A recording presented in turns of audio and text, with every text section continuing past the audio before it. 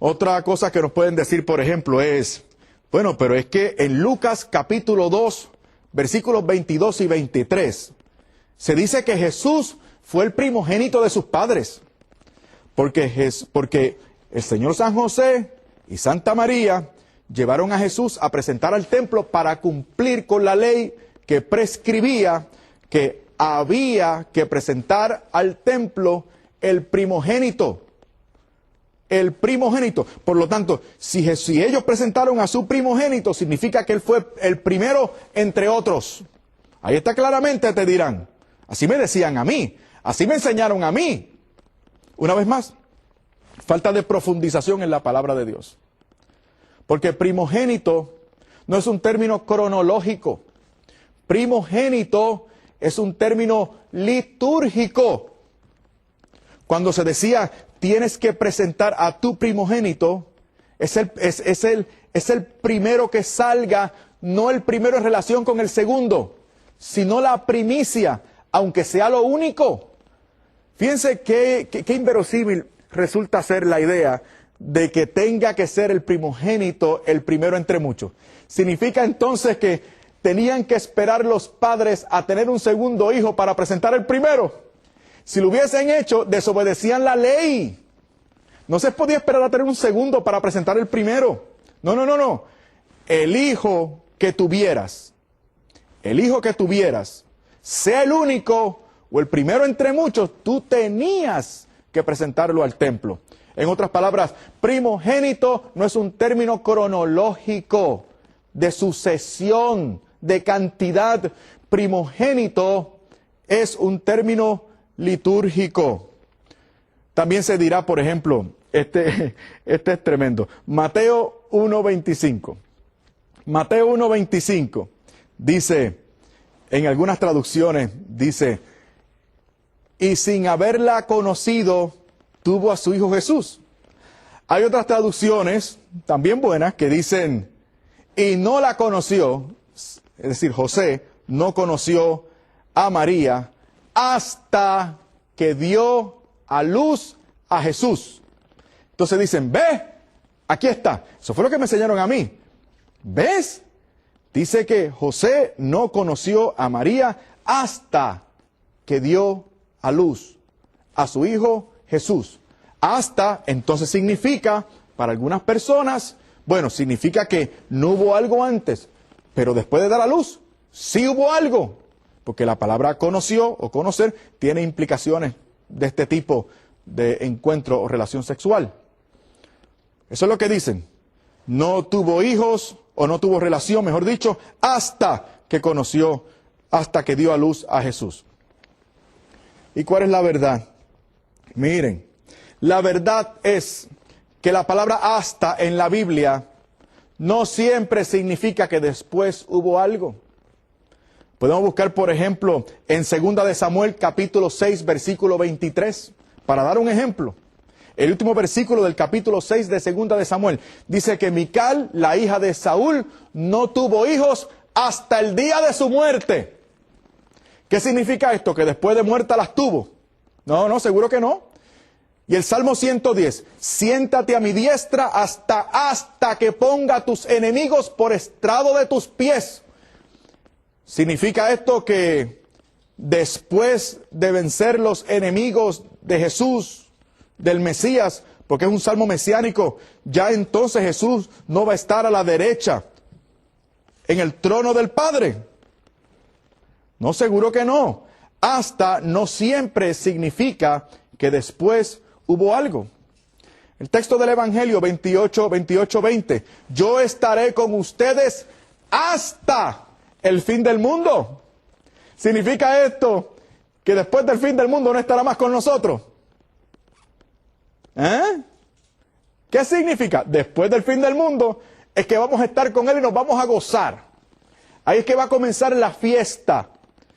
Pero siguiendo el mismo principio, si decimos yo, o si el Señor ha dicho yo estaré con ustedes hasta el fin del mundo, podríamos inferir, de acuerdo a esta interpretación antimariológica de Mateo 1:25, que el Señor ya no va a estar con nosotros después del fin del mundo.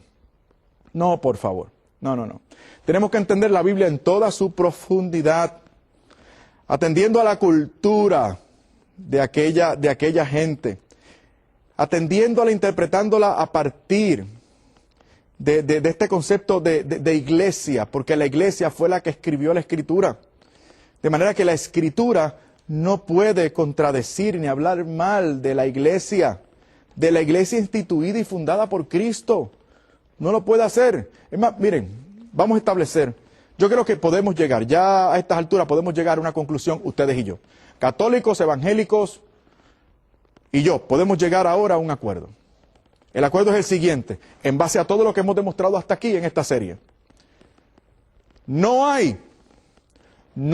existe, no es posible encontrar en toda la Biblia una sola oración, una frase, una palabra, una coma, un punto, que justamente interpretados contradigan la excelencia y la doctrina de esta Santa Iglesia Católica. Esta es la iglesia de la Biblia.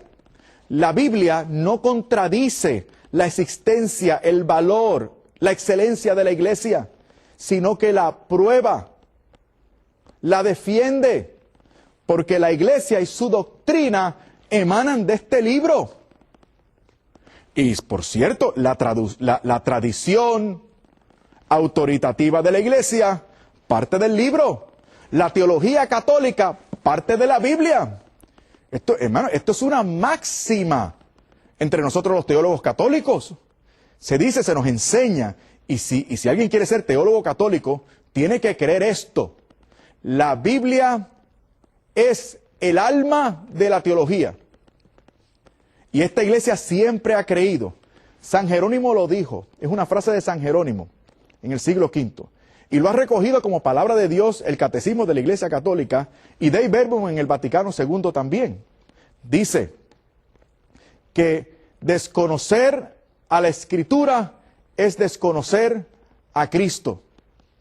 Desconocer a la Escritura es desconocer a Cristo.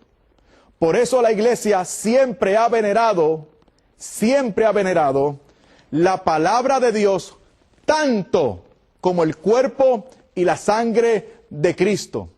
Esta iglesia da el mismo valor al cuerpo y la sangre de Cristo a la palabra de Dios. Por eso en la Santa Misa dedicamos la mitad de ese soberano acto litúrgico a la palabra de Dios. Porque la fe viene por el oír, y el oír de la palabra de Dios. La palabra de Dios nos prepara. Y es la palabra de Dios la que nos habla de la excelencia de esa gran señora del cielo, que es María Santísima. No pudo tener más hijos. Si tuvo más hijos, si los tuvo, porque el Señor la entrega al cuidado de un discípulo de él. En Juan 19, 26 y 27. Juan capítulo 19, versículos 26 y 27. El Señor entrega a su madre al cuidado del discípulo amado. Ellos eran judíos. Había una ley entre ellos. Si hubiese tenido otros hijos, hermanos carnales de Jesús, hubiesen tenido que hacerse cargo de María Santísima. Pero no, la encargó al discípulo. ¿Por qué? Porque no había más hijos. Ahora, para que nadie diga tampoco, que eso faltaría, que ese Juan era hijo carnal de María, sería bueno decir que ese Juan, discípulo de Jesús, es identificado en la Biblia como el hijo de Zebedeo. Juan, el hombre, el discípulo al cual el Señor entregó su madre para que la cuidara, porque no había más hermanos, era hijo de Zebedeo, no de San José, por si acaso, de Zebedeo. No era hermano carnal de Jesús. Cuando hablamos de la virginidad de María y de su virginidad perpetua, lo que estamos queriendo decir es que María quiso preservarse, vivir entera y totalmente para Dios. Muchas gracias por escucharme y oírme. Ojalá nos podamos volver a ver en el siguiente programa, en el cual trataremos sobre el tema de la Eucaristía. Muchas gracias. Dios les bendiga.